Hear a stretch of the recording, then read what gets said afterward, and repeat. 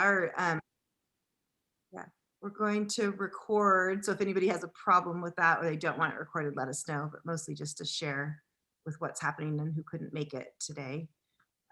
We did have 26 people respond that they're coming today. So people may be popping on, and so we'll just, or they might just want the recording of it. So so my name's Elise. There's a couple of squares that I don't recognize names of, or I don't see pictures of. So I will, hopefully we'll all introduce each other as we go around. But I am a board member for Our Family Farms, and I also have a farm with my husband, Jeff, here, who I'll let him introduce himself. But yeah, just excited to share some work and just hear from all of you on what's happening. We've been working on this WSARE grant that had been started, just talking and trying to help farmers and hear ways that people are working with resilient farming for climate change, and also ways to promote pollinators on farms. And so the intention was really to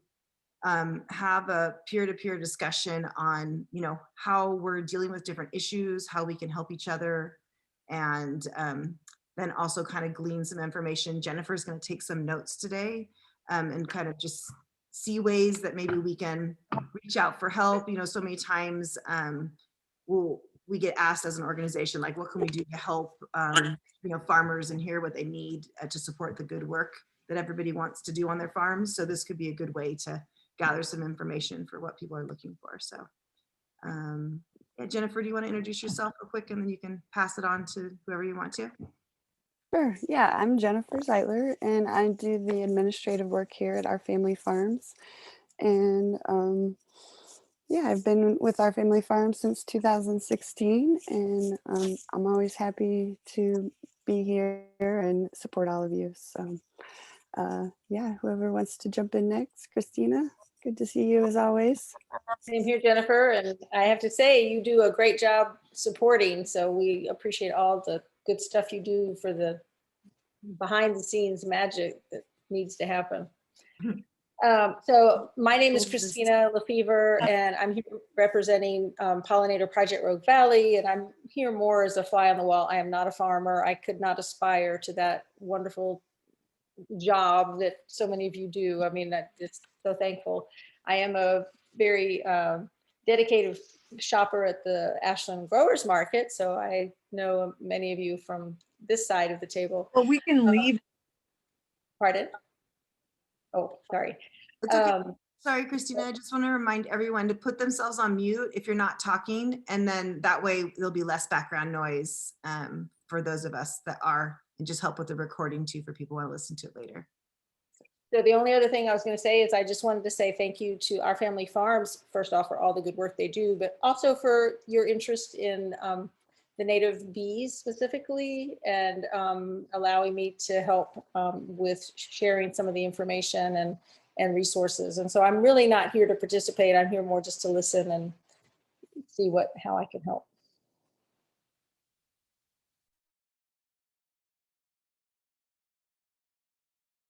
Oops, anybody else? I'm Jeff, and I'm Elise's partner, and we have a Shala farm out here in the Applegate. And yeah, just here to participate and be involved in the conversation. And You told her that farm. sure, I guess we are an herb farm, so we grow 70 something different herbs for the herb industry, everything from, you know, yarrow to echinacea to angelica, and so we have a wide variety of crops, and a lot of them are definitely pollinator friendly. So yeah, we really strive to work with our native elements. And so anyways, just happy to be here and be involved. So Next person. oh, how about Scott? Yeah, Scott Good here. We operate about a 3-acre kind of research farm. The main focus of our research is in carbon sequestration, but we focus on not sequestering carbon as soil organic matter, but sequestering it in another form that's actually much more akin to coal than soil organic matter. And when it's in that form, it can't go back into the atmosphere unless it's combusted. And as a result, if you're selling carbon credits, it's much easier to guarantee 100 years of security for that material than it is for soil organic matter. So that's the basis of the research we're doing. We're doing that through Desert Research Institute at University of Nevada.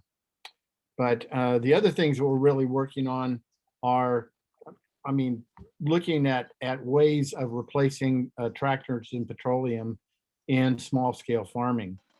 And Cornell and a lot of the other research universities are looking at tarping as a really powerful solution for, particularly if you're doing cover crop kills and so forth. The only limitation of it is that the materials that are available for doing that are plastics that are petroleum based.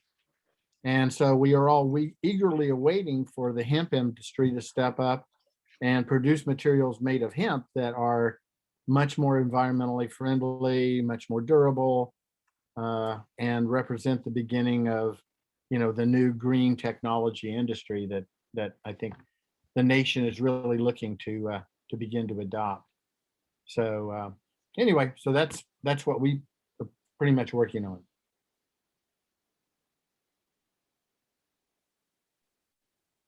Dakota? Howdy.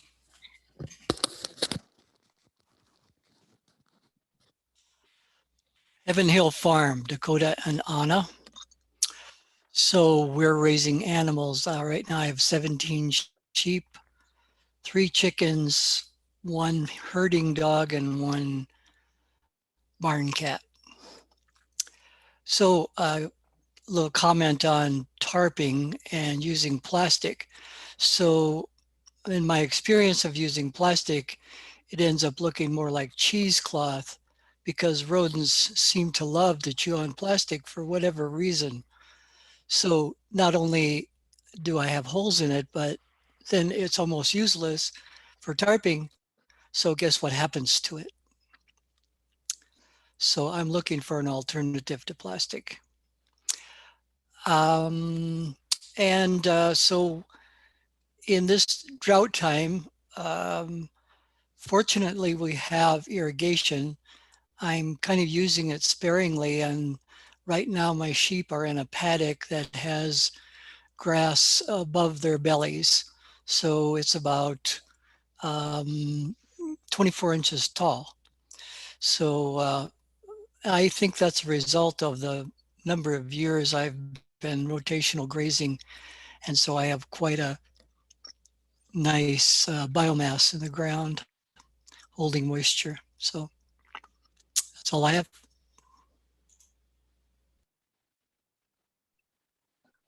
Sarah? You want to just introduce yourself, and then I think we're going to go around next and talk about a couple of things. Just introduce yourself and what you're up to so people know who you are. Sure. Can you guys hear me okay? Yes. Okay. My name is Sarah Redlaird, and I run a small nonprofit based in Southern Oregon, and we do bee habitat research, conservation work, and education.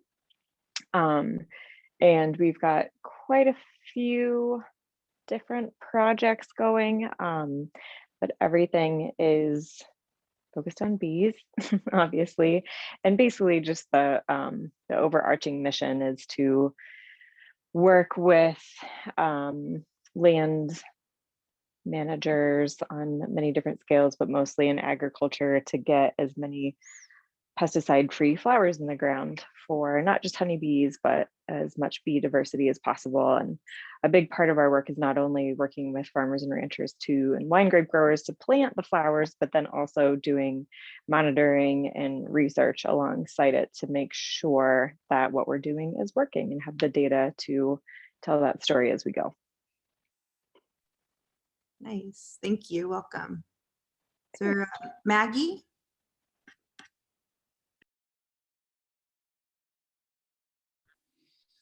Oh, hi, I'm just a listener from Oregon, interested in the land and the environment and grateful to listen to people wiser than me.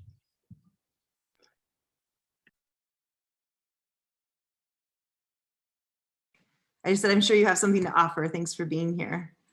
So, Sure.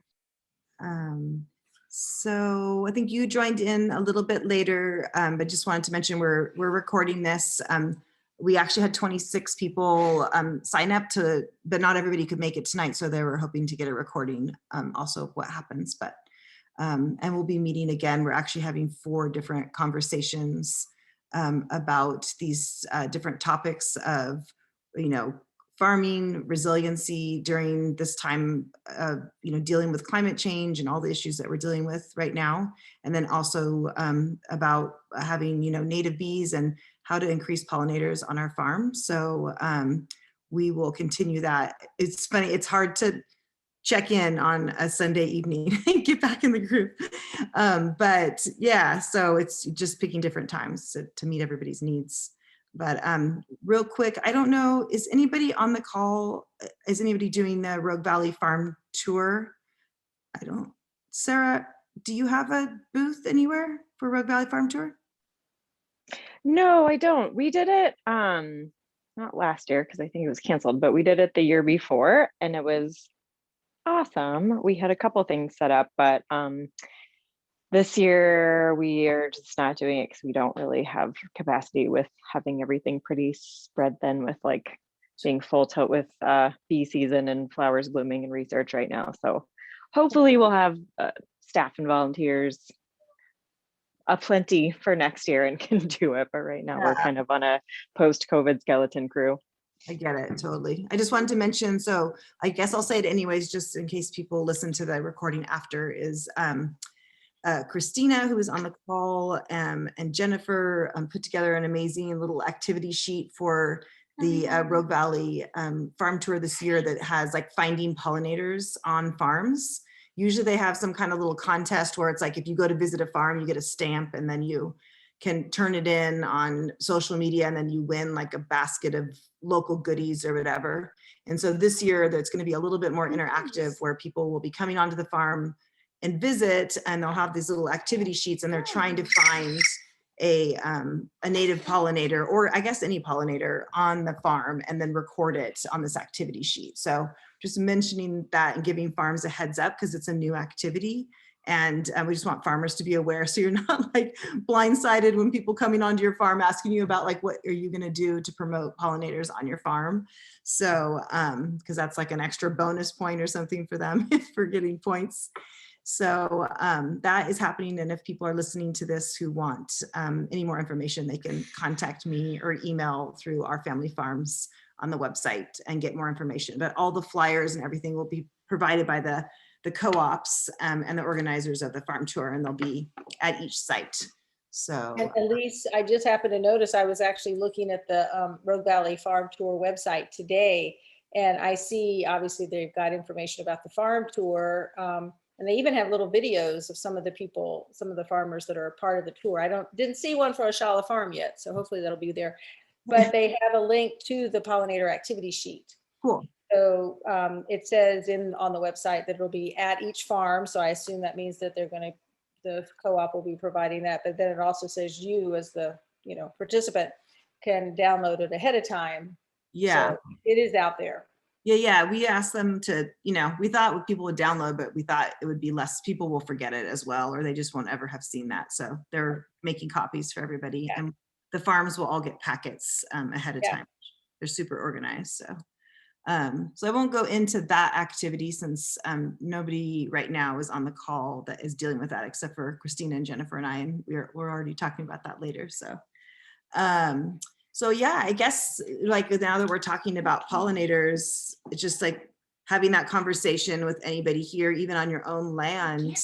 What are you doing to, currently increase pollinators on the land you're at, or are you interested in learning more information about that, or do you need resources, or just wondering what people are up to. Scott. Well, we're enrolled in the pollinator stewards program that OSU has just started, and this is the beta version. So they're kind of working out some kinks. So they invited people that have worked on online presentation before to take the class. It's a fabulous class. It's focused, and I think it's actually funded for forested lands. But the class, it goes into such incredible detail about setting up different habitats for different types of pollinators, and it's really going to be an incredible class. It'll be taught annually, and it's taught through the same groups that are doing the Bee Atlas. But yeah, the textbooks are for the famous bees in your backyard and solitary bees.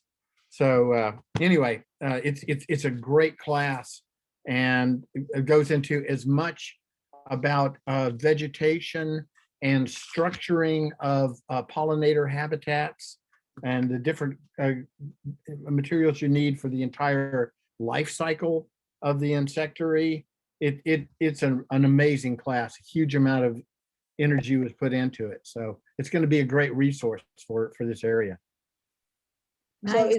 is it in development now? Is that what you're saying? Well, Or is- the first full-blown online class is currently occurring, Cool. and they've had a few hiccups along the way. So, but they've done a beautiful job of getting everything straightened out. And like I said, the depth of the class is just absolutely amazing. Sounds great. What's the time commitment for the participants? Like, is it online? Watch it whenever? or- It's Zoom. Oh yeah. It's one of those things where they set you up and they have 5 different, I guess you would say, sections, and you can take as long as you want to go through the curriculum. So you don't have like weekly assignments and then discussions, like you do in the permaculture classes or something. But and it's self-paced. But if you really dive into all of the readings and the videos and the links that there are to go through, you can easily put in 20 or 30 hours a week of really getting into it. So just to get an idea of how much information there is in it. So, but it's a great class. Nice.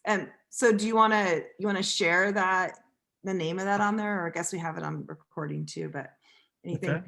the next time the sign up or however it happens. Sure, I'm happy to share the information I have about it. But, Cool. yeah. Cool. Anybody else want to share? I feel like Sarah and Christina, I'm sure, have things to share about what's going on to resources even. I'd love to hear more about what you're doing, Sarah. I'm sure other people would like to hear too. Sure. We have 3 main habitat projects that we're working on right now. One is called Regenerative B Pasture.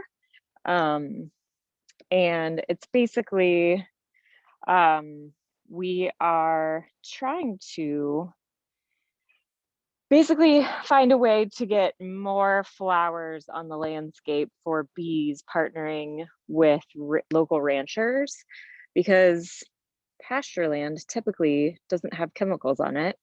And it also often pasture managers and local ranchers have pretty grandfathered in water rights. And it's really hard to get flowers to grow unless you are working. Another project we're working on that I can talk about in a minute is ODOT, and that's pretty much mostly native flower project. And we don't obviously irrigate out there at that project, but most of the inexpensive super bee loving flowers that feed a high number, abundance, and diversity of bee species. They are that are inexpensive, need water, need irrigation. So that's another plus of working with someone in that space. And then also we are definite. So what we're trying to do is open grazing, and doesn't work, like putting a bunch of delicious, yummy flowers into a pasture and then letting the cows just kind of say letting 40 cows have free reign over about 20 to 50 acres. They're just going to eat all the flowers first, and they're not really going to be too interested in other things, and your pasture can get kind of out of whack. And so what I've seen that I think has so much promise and is so interesting is using rotational and holistic and adaptive grazing. So mimicking how giant heavy herds of elk once rotated around the landscape in Southern Oregon, where many of our plants and our soils have evolved with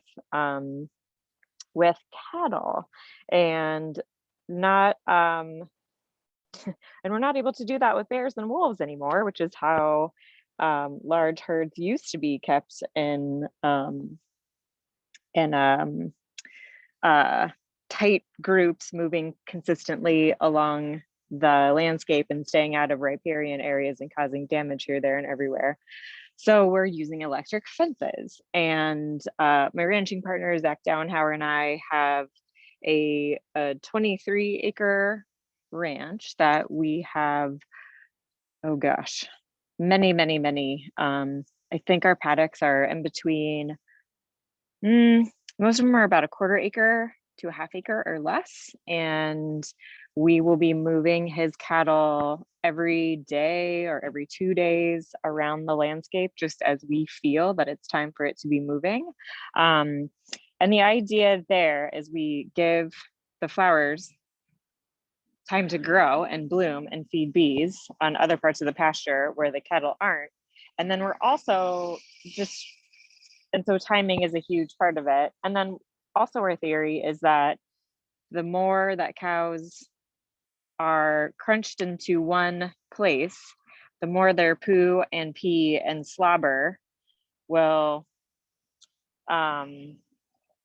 be concentrated in one area and improve the soil, because again, that's how a lot of our pasture plants evolved. And there are some species of plants that actually will grow better if they have ungulate slobber on them. The enzymes from the ungulate slobber actually give a cue to the roots to start growing. So yeah, that's kind of, and then it's a research project, and we're also just kind of, we're trying to figure out what to do, and figuring out timing, and figuring out seed mixes, and figuring out how we can get flowers into the pasture without tillage. So far I have 2 other small pastures I've been using for research, and it is very hard to get flowers into a landscape without using tillage, and because they love disturbance. And so we're hoping that the cattle hooves and poop and pee and munching and that disturbance will inspire the flowers to grow. So we've got a no-till seed drill that we are planting with to get the flowers into the ground. But with climate weirding, everything is all over the place, and as far as weather and precipitation. So that's been a huge challenge this year, is just figuring out our timing. But yeah, this is our first year moving into the big pasture, so we'll see what happens. And to the data portion of it is I am using classic bee methods, blue vein traps, to go out and trap bees to measure abundance and diversity and look at abundance and diversity curves over time. And then we're also sending microbiome samples of bumblebee guts, honeybee guts, soil, and pollen to our partner university, Eastern Washington University's microbiome lab, to measure the microbiome over time. And then we're also measuring nutrient density in flower pollen, partnering with the Oregon State University Honeybee Lab to do that, to basically just see. So this is kind of our baseline year, and then going forward, we want to know, as you improve soil health using grazing in a correct way, are you actually improving honeybee health through nutrient dense? We talk about nutrient density for people food all the time, but we're interested in nutrient density for bee food, which is their pollen. So yeah, that's our nerdiest and most fun projects. And then we have another project going at a flagship winery for our bee-friendly farmer, or bee-friendly vineyard project up in the Willamette Valley. We're working with a vineyard called Trace Satum. And we are trying to just figure out how, like, what is reasonable for the wine grape grower and our pollinators to establish a higher diversity of blooming plants on Oregon vineyards. And it's really challenging because they spray all the time. And this one vineyard that I'm working with has cut down the spraying quite a bit. But it's interesting. This is an interesting project too, because we're able to, they've also stopped tillage. So they're starting to move towards more regenerative practices. And so we're following the 5 kind of standard principles of regenerative agriculture with this project. And they've cut down their spraying immensely since I've started to work with them. And they've also shifted just their habits into not spraying when it's windy, not spraying when it's rainy, spraying at night. Like they don't spray any insecticides right now. They spray some sulfur for powdery mildew. They've also cut out the use of glyphosate on the whole entire vineyard. They've stopped mowing, and we're also trying to get some native flowers, some fancy pants native flowers planted out there as well, because they have a tasting room where hundreds and thousands of people come every year. So they're willing to do the investment to really beautify their vineyard, so people can come and check it out. And that's this part.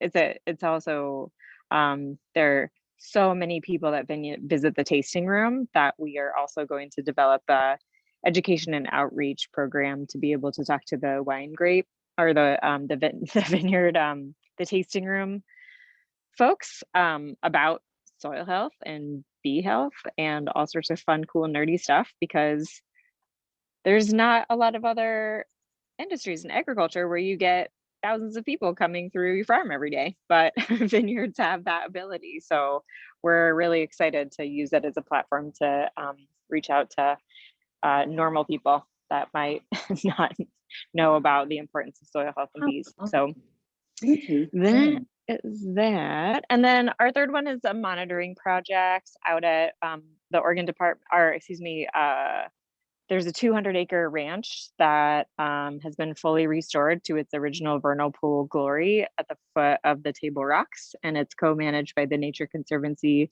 and the Oregon Department of Transportation.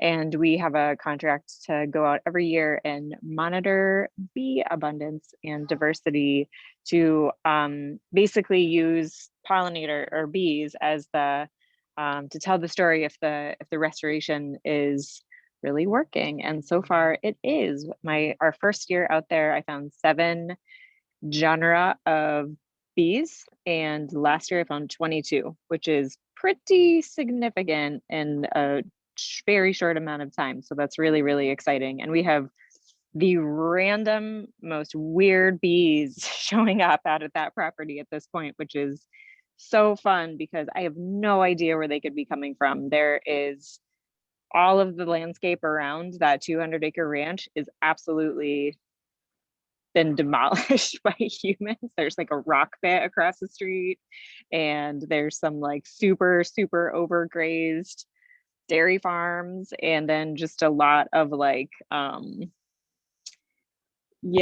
sad dusty, dirty hobby farms. And so I have no idea where these bees are coming from, but it's really, really cool to see, like, if you build it, they will come, and quickly. So yeah, that was lots of words, but lots of work going on. and I'm happy to answer any questions or. Yeah, thanks for sharing that. It's really great work. We had a couple more people join us, and I just wanted to say welcome. Hello. I'm guessing there's Anne here and then the Willowwood crew. Welcome. We can talk later about the Rogue Valley Farm Tour because I know you're on it as well. So we can talk later about the pollinator project activity sheet. But did you have anything you wanted to say, the two of you? Do you want to jump in and just anything you want to add of like projects you're up to? Any kind of resources that you're looking for help on, or just an update on what's going on your land that you're stewarding or projects that you're stewarding? You need to unmute them, Jen. This is Suzanne and Lenita. We have a really nice bloom of camas this year. We are not, we've had our goats on a small rotational pasture. It's about 2 acres, probably 4 or 5 years now. And it's really thickened up the native grasses, and a lot of the overseeded pasture grasses that had been overseeded many years ago are starting to be gone at this point. So we're reverting a lot more of native grasses. Our wetland restoration is looking good. We've got need for some volunteers. We're working with Vesper Meadow to share volunteers. They come to Willowwood at 10 o'clock on Thursdays and Vesper Meadows on Saturdays. And at our place, we're still filling the south meadow where there's some big, deep gullies with woody debris and bark. And then teasel is an ever-present threat, and we have a patch that got established. I would say it's probably been 10 years, and we keep picking away at it, but we've hit it harder lately. And I would say it's probably about 100 feet across and 200 feet long swath. But that's a piece of work. And that's what we're focusing on with restoration. We're still doing a no-till garden. We hot compost our goat barn cleanings and our overwintered chicken compost stuff. So we make some great compost and plant directly in that after it's aged for about 6 months. Nice, thanks for that update. Are you guys certified organic, that teasel? People are always asking for teasel because we are certified organic. You Yeah. want it? I know. You I'm can trying have to it. think of somebody. I'm trying to think. We'll talk later, but I know we get asked a lot for teasel because it's a Lyme disease stuff. So, Yes.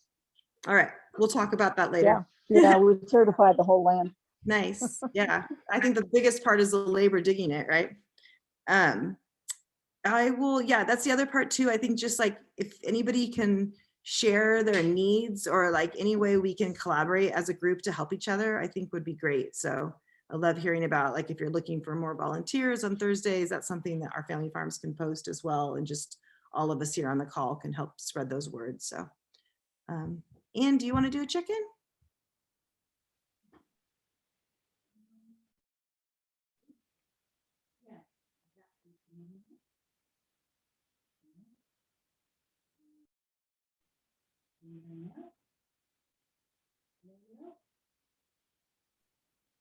I think I hear you. Oh, she's on.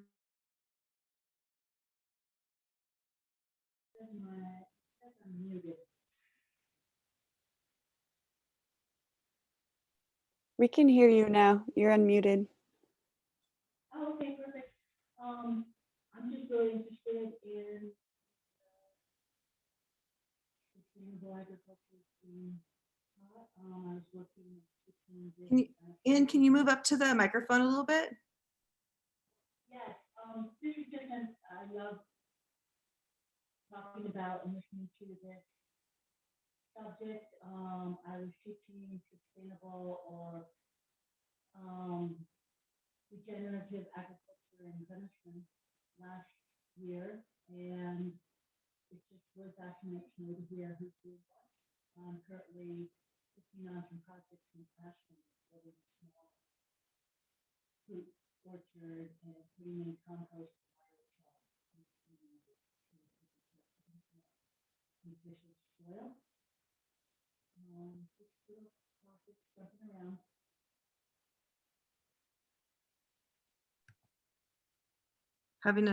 I'm glad you're here. I'm sorry, I'm having a little bit hard time hearing you, but yeah, who else? Dakota, what way can we support you, or what are you looking to learn more about, or how can we kind of all leave this evening feeling a little bit inspired about some things?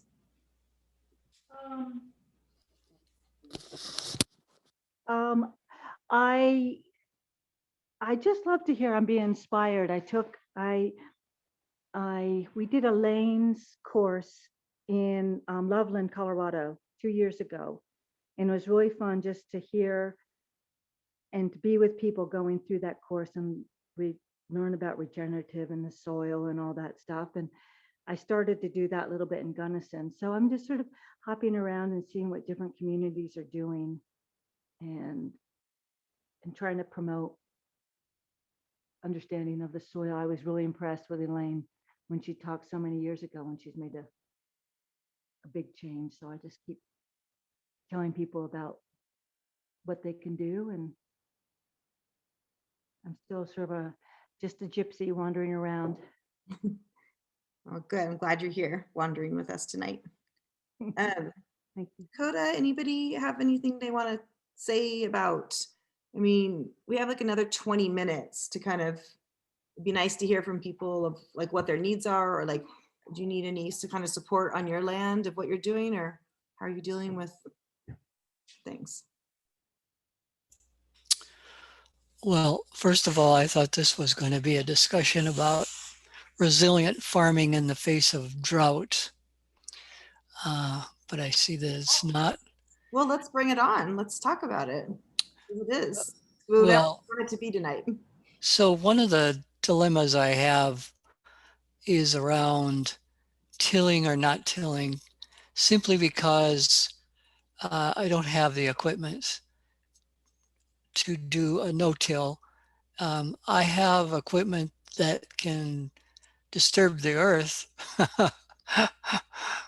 but if we're into no-till or not disturbing, then, I don't have that. So, I think one of the needs, if this valley is going to get into more no-till planting of whether it be a crop or pollinator food, I think somebody needs to come forward and instigate a loaner no-till drill program,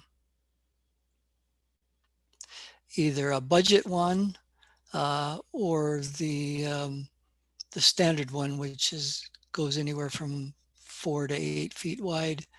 But the standard ones require at least 40 horsepower, if not 50 horsepower tractors, which you bring those on the property, and that's a lot of compaction. So it's don't have any viable alternatives right now. So that could be something for discussion or for future investments.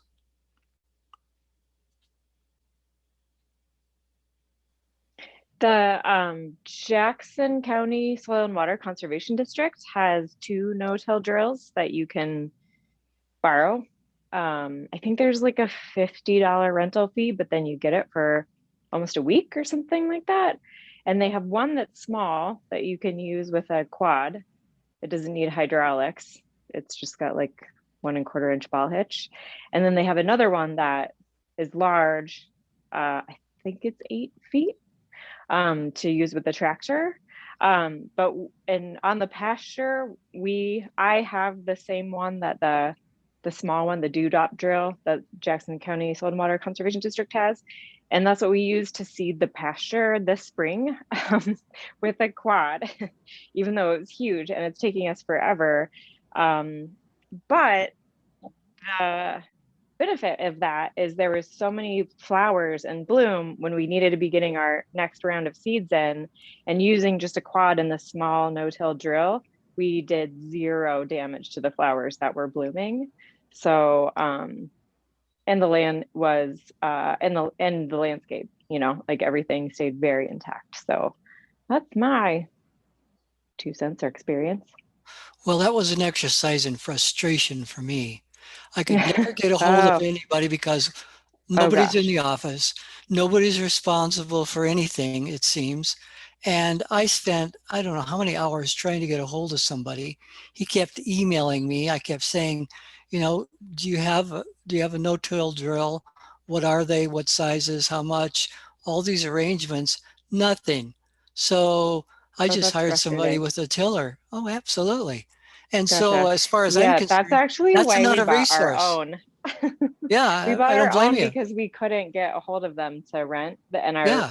and we have a research program, and our research can't be, we can't mess with the research because research is research. So we ended up writing a grant and buying our own because I Well, just couldn't rely on them. So that's interesting to hear that I'm not the only one that had yeah. a problem there.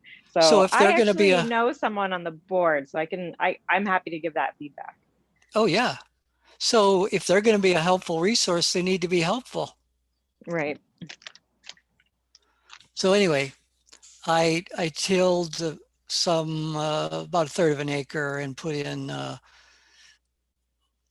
barley and winter wheat, and it's big enough now that the sheep can forage on it. So that was my backup for the oncoming drought, is to have another source of forage for my sheep. So it turned out well. And what I'd like to do after they eat it down is that would be a great job for no-till drills to go in there and no-till drill millet or something like that. Um, or even I bought some clover, which I have not put into the ground because there was no water. So I've got all this, actually is yellow clover that I intended to get for the bees. But anyway, that is my current frustration, and item of discussion is, if we're going to do no-till drill and promote it, we need to have a no-till drill that's easily accessible.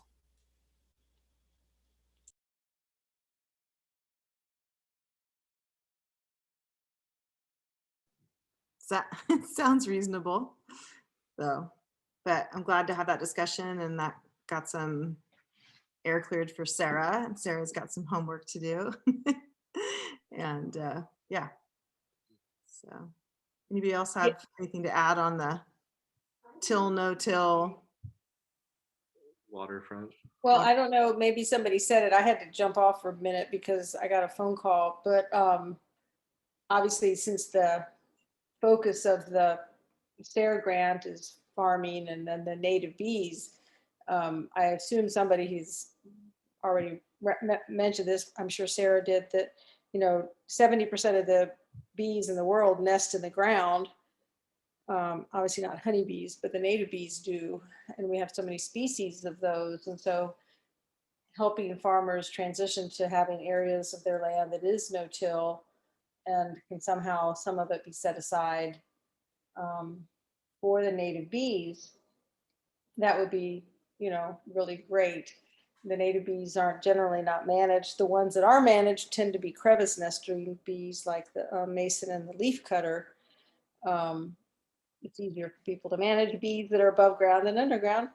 Although that said, there are amazing ground nesting bees that are great for apple orchards and other fruit. So just reiterating that having farmers think about their soil is more than just for growing plants, whatever species that plant is, but also as a place for not only ground nesting bees, but other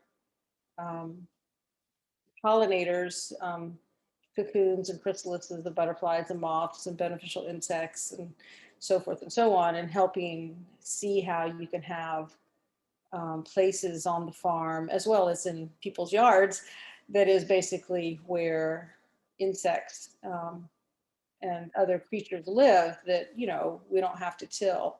I'm glad that here in the Rogue Valley, people are very aware of our ecosystems, and but just thinking about it from the farming perspective as well. And, you know, doing beetle banks, having native grasses, hedgerows, and developing places for these tiny creatures that we hardly see unless we're looking for them, I think is just something that we want to encourage. And I'm glad that SARE is aware of that and supporting.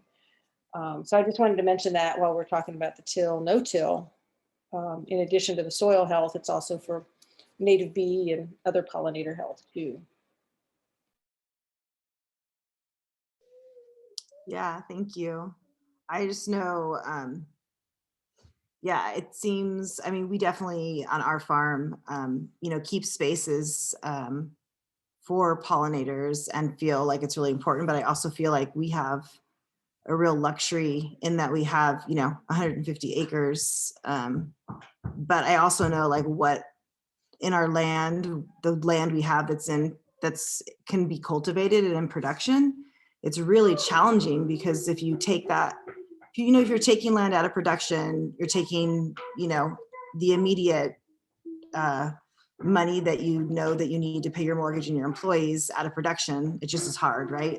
So how do we balance that out and be able to give space for all the little species and beings to live, but then also be able to grow it. Everybody needs to grow.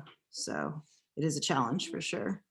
Oh yeah, it makes sense. And I think that's, you know, there are like OSU has the oh goodness, I can't remember what it's called, but anyway, they help farmers. And then Xerces has the Be Better Certified program. And so theoretically, you know, they can upcharge a little bit on their blueberries, for instance, because the farmer is following Be Better Certified practices and they set aside 5 or 10% of their land. And so that's recognizing that extra care and perhaps a little bit less production. But then I've also read studies where farmers' profitability actually increases by having additional help from the pollinators, either from the pollination side or the pest protection side too. So, but yeah, I totally get it. And you're, like you said, you've got so many acreages to deal with, and not everybody does. So yeah. Yeah, I think those are really good points. I mean, for me as a farmer, I'm so over all the certifications and all the like one more piece of paperwork to fill out to say what I do. And then I have to pay for it on top of it. It's just so frustrating. Yeah. I'm just so over it. And nobody wants to pay more anyway. So it's just, we're hiring our first full-time person to deal with bureaucracy tomorrow. And it's just pretty frustrating, honestly. But yeah, I don't know other people's experience on certifications.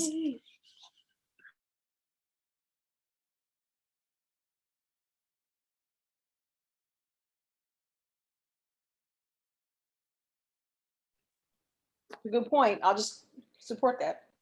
Yeah, at least I love that. And I think that that's actually really important feedback, because for I work in the agricultural space, but I'm not a farmer. And so like, the day-to-day for all of us is brutal in different ways, but you reminded me of like 8 or 9 years ago, I asked Steve Fry if he'd be interested in collaborating on I think it was a Western SARE grant, or maybe it was some kind of USDA something or other, to do pollinator habitat with Fry Family Farm. And he was like, of course. He's like, I'll do anything, but you have to do all the paperwork.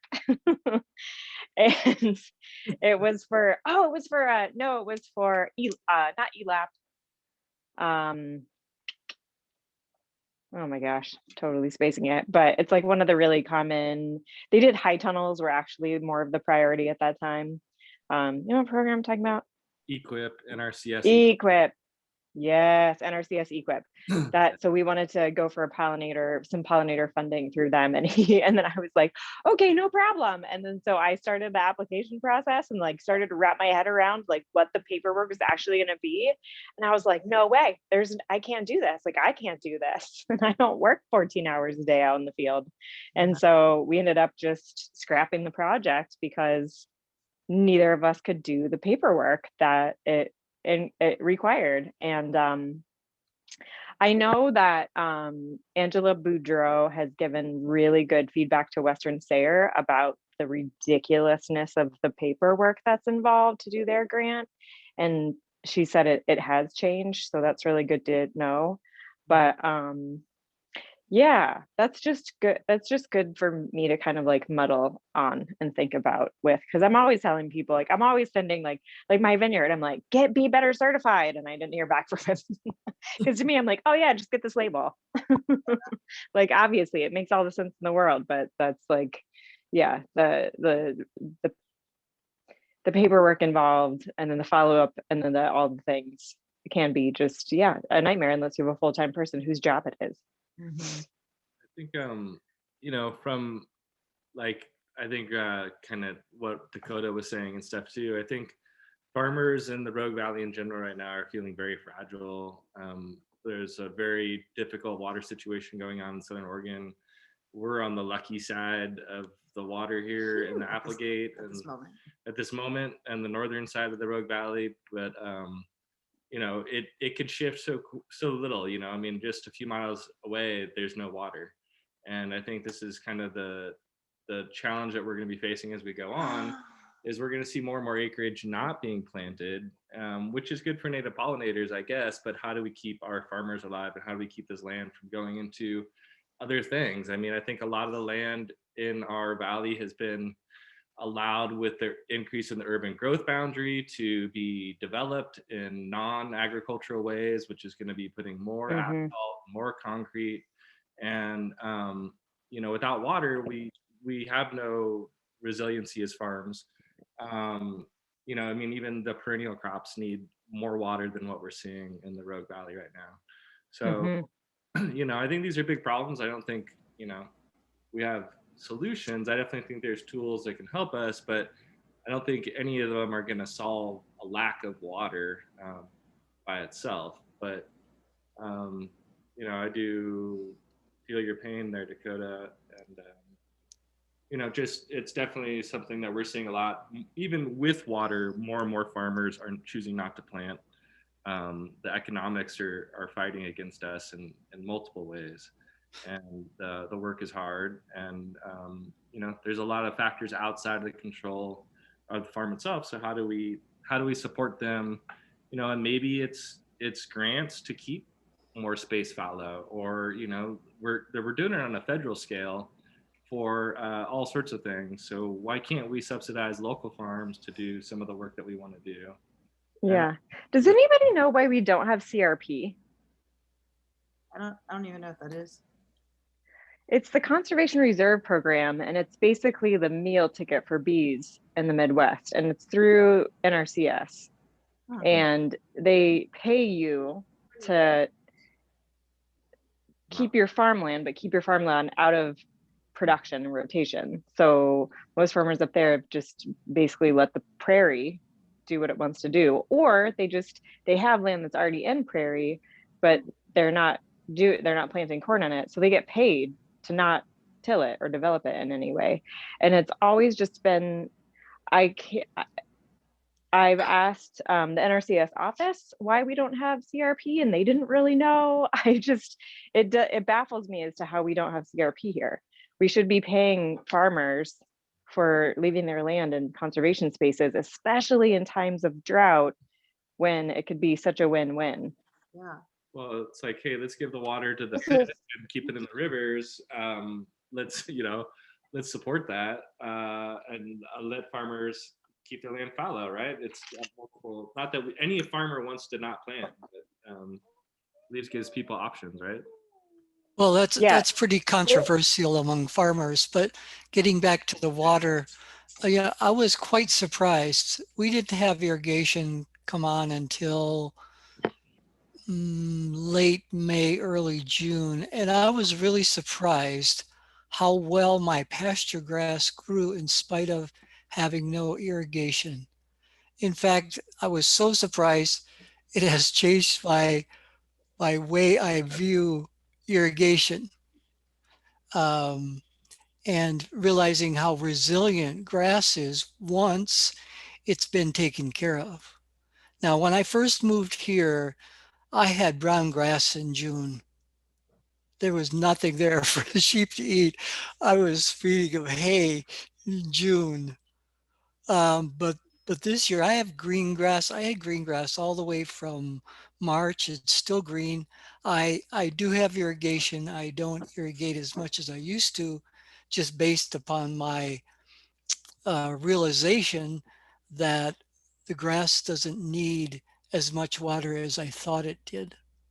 I was doing the soil test too. You know, I was digging down and doing the soil field test, and and that's why I was irrigating the way I was. But for some reason, um, I'm doing the soil field test now, and it's not, it holds together but barely, which means that according to the data that there's not much available water, what they call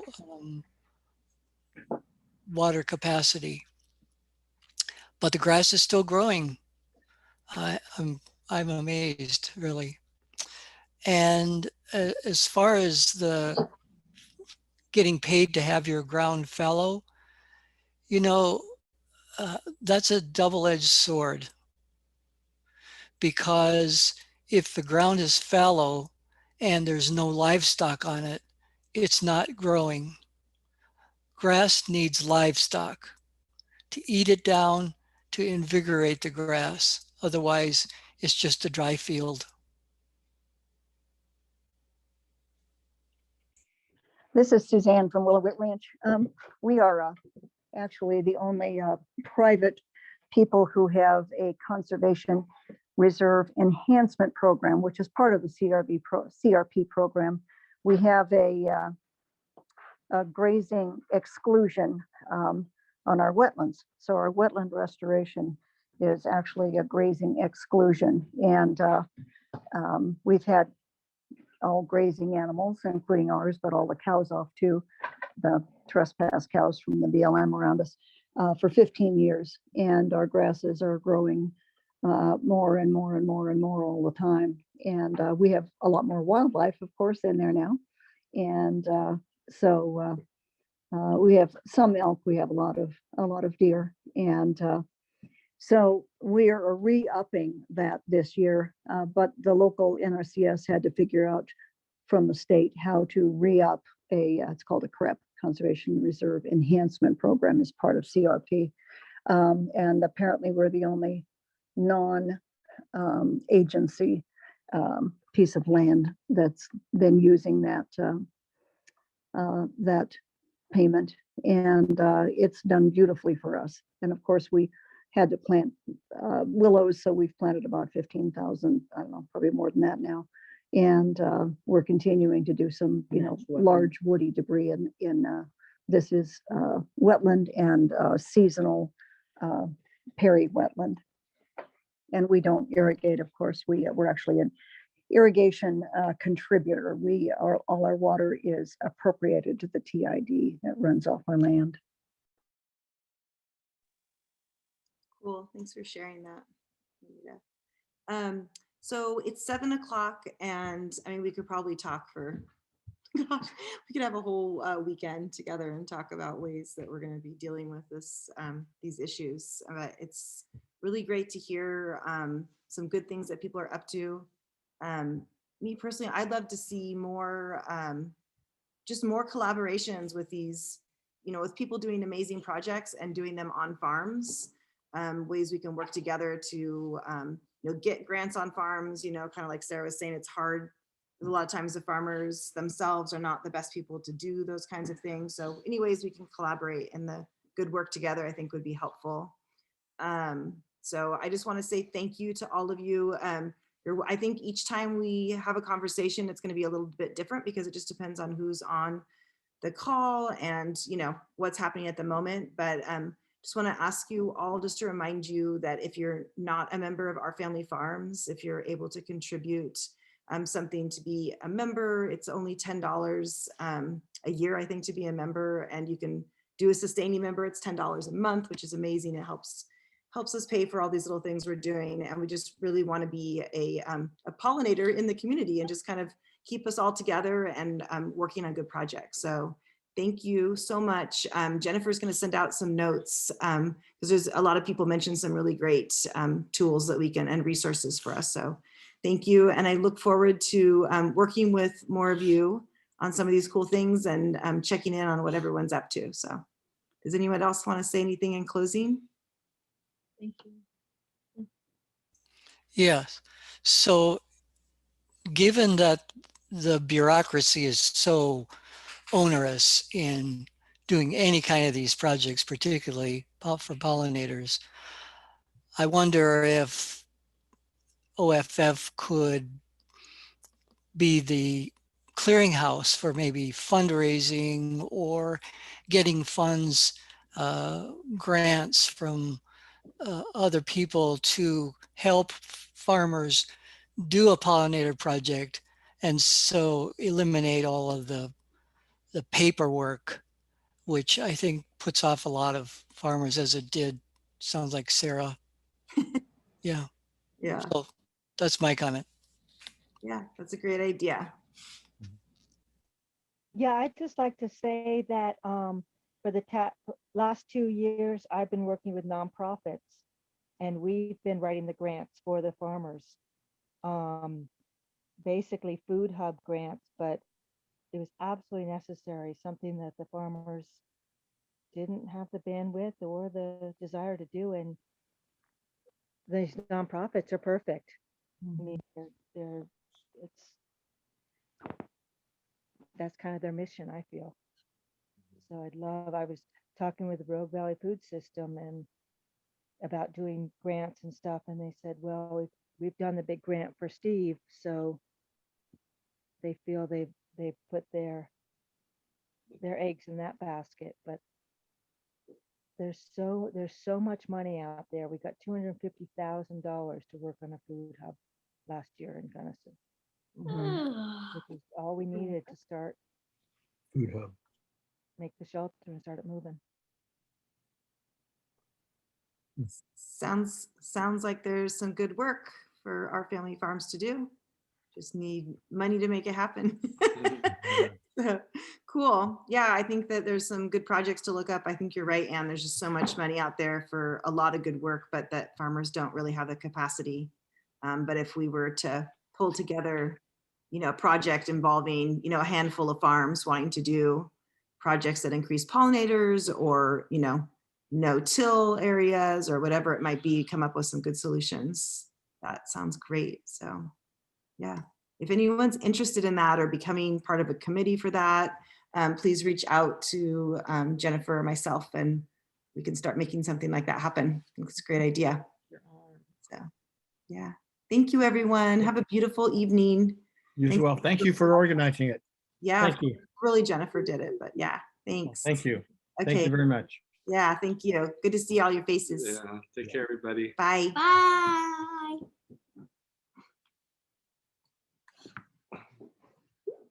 Oh my gosh.